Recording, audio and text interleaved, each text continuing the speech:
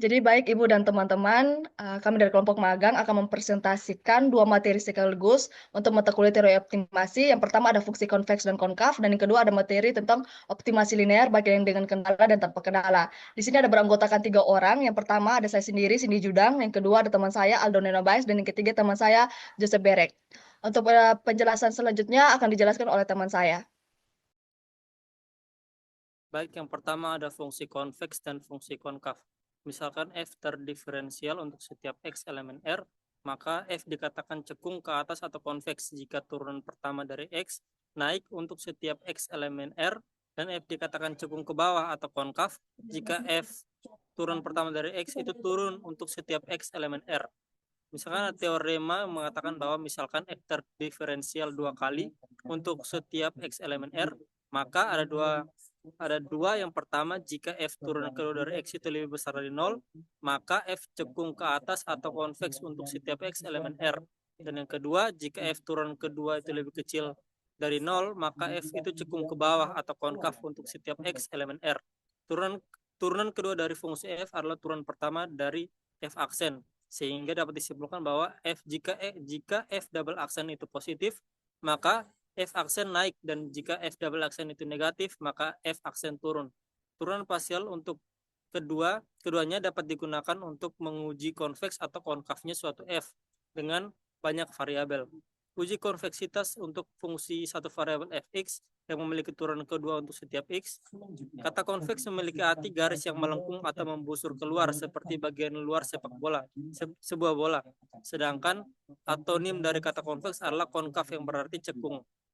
Slide selanjutnya. Yang berikut adalah fungsi konkav. Fungsi konveks.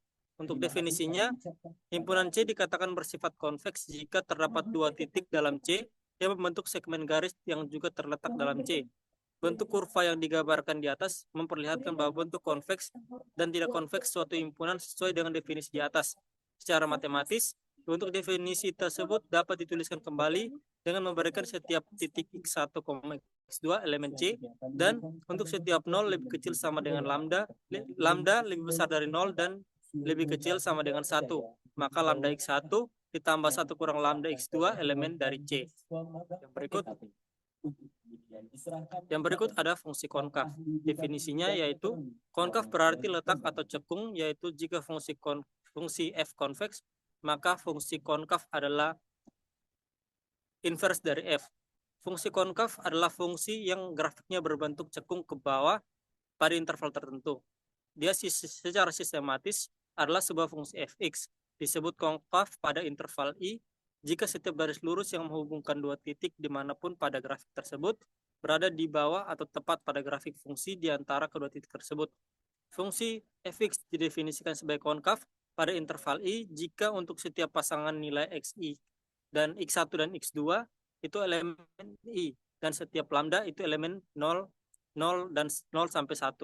Ya, sehingga berlaku seperti yang tertera pada slide. Oke, baik. Selanjutnya kita akan sama-sama melihat tentang himpunan konveks. Definisinya yang pertama, himpunan C itu subset dari Rn disebut konveks jika untuk setiap x1, x2 elemen C dan 0 lebih kecil sama dengan lambda lebih kecil sama dengan 1 berlaku lambda x1 tambah 1 kurang lambda x2 itu elemen C. Dari definisi di atas, secara geometris C disebut konveks jika diambil sebarang dua titik untuk setiap x1, x2 elemen C, maka segmen garis yang menghubungkan x1 dan x2 berada di C. Lambda x1 tambah 1 kurang lambda x2 elemen C dengan lambda terletak di antara 0 dan juga 1 merupakan suatu kombinasi konveks x1 dan x2 untuk suatu lambda. Jadi suatu himpunan adalah konveks jika setiap kombinasi konveks dari setiap dua titik dalam himpunan juga terdapat dalam himpunan tersebut.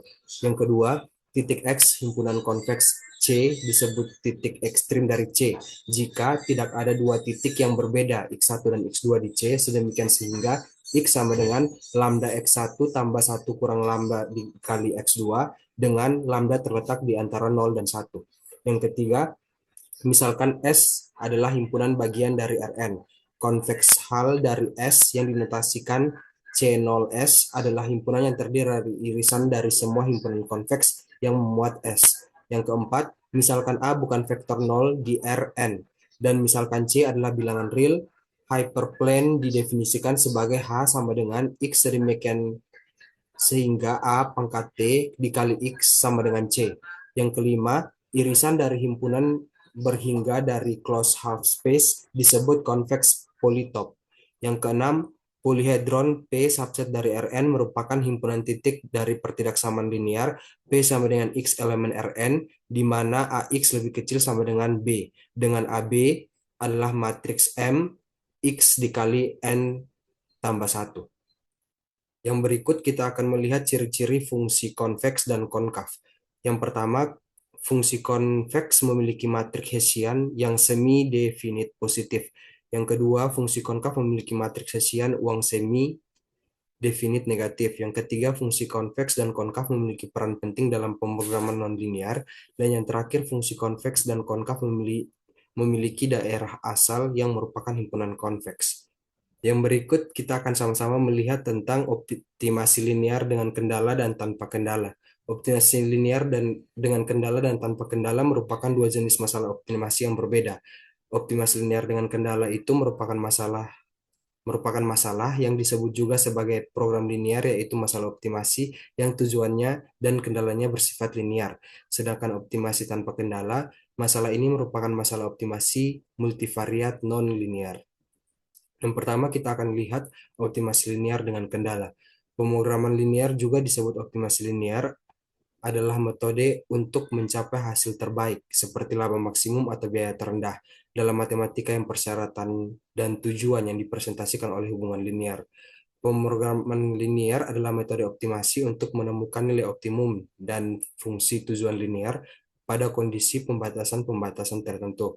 Asumsi-asumsi dasar pemrograman linear yaitu yang pertama ada linearity, itu fungsi tujuan dan kendala harus berupa fungsi variabel keputusan dan juga linear dengan tingkat perubahan hubungan fungsional konstan.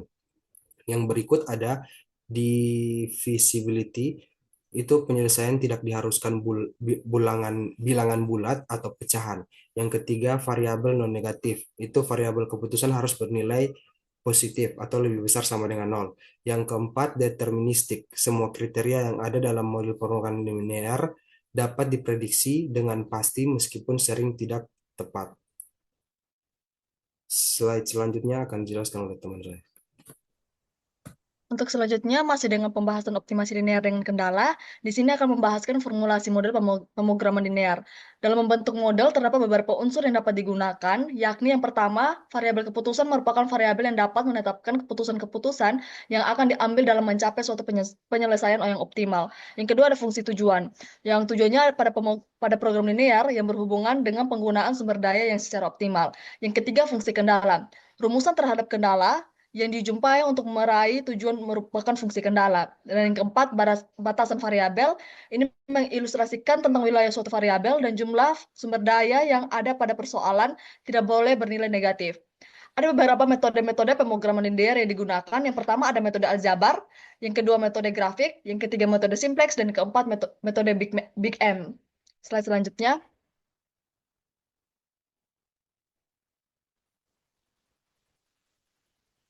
Dan selanjutnya kita akan membahas optimasi linear tanpa kendala. Nah, untuk optimasi linear tanpa kendala ini ada dua fungsi. Yang pertama fungsi univariat dan yang kedua tuh fungsi multivariat. Untuk fungsi univariat, masalah optimasi sederhana tanpa kendala mungkin adalah pencarian maksimum atau minimum dari fungsi univariat atau fx untuk nilai x itu berada di antara negatif hingga hingga. Yang secara sederhana dapat dituliskan max or min fx, di mana x itu elemen dari R. Untuk masalah optimasi tanpa kendala, optimalitas terjadi pada titik kritis yang diberikan oleh kondisi stasioner atau turunan pertama terhadap X itu sama dengan 0. Namun, untuk kondisi stasioner ini hanya syarat perlu saja, tetapi bukan untuk syarat cukup. Nah, jika F aksen X bintang sama dengan 0 dan F double aksen X bintang itu lebih besar dari 0, itu adalah minimum lokal. Untuk sebaliknya, jika F aksen X bintang itu sama dengan 0 dan F double aksen X bintangnya itu lebih kecil dari 0, itu adalah maksimum lokal. Namun secara umum, suatu fungsi dapat memiliki beberapa titik stasioner, yang dalam urutan untuk menemukan maksimum atau minimum global, kita mungkin harus melalui setiap titik stasioner, kecuali fungsi objektif adalah konveks. Slide selanjutnya. Untuk selanjutnya itu ada fungsi multivariat. Untuk fungsi multivariat ini di mana untuk nilai x-nya itu adalah bukan transpose dari titik-titik x1 hingga xn, di mana optimasinya dapat ditulis mirip seperti masalah optimasi univariat. Yang membedakan di sini maksimum or minimum fx-nya itu untuk nilai x-nya itu berada di nilai Rn. Di sini dengan menggunakan notasi Rn untuk menyatakan bahwa vektor x berada dalam ruangan berdimensi n, yang mana setiap komponen xi-nya itu adalah bilangan real. Untuk fungsi fx, kita dapat memperluasnya secara lokal menggunakan Dere Taylor mengenai suatu titik x sama dengan x bintang ditambah dengan e dikali dengan u. Di mana untuk persamaannya kita bisa lihat pada slide, untuk ini G dan H itu masing-masing ini vektor gradien dan matriks Hessian. Nah, berikut adalah referensi yang kami gunakan dalam menyelesaikan tugas untuk memenuhi tugas mata kuliah teori optimasi. Mungkin untuk teman-teman yang ingin mendapatkan informasi lebih lanjut atau informasi yang lebih mendalam mengenai materi-materi yang telah kita bahas tadi, yaitu fungsi konveks dan konkav dan juga optimasi linear, bisa dilihat pada referensi-referensi yang ada di slide. Untuk selanjutnya, sekian hasil presentasi dari kami. Bila ada kurang, kami mohon maaf dan kami mohon kritik dan saran untuk penugasan selanjutnya.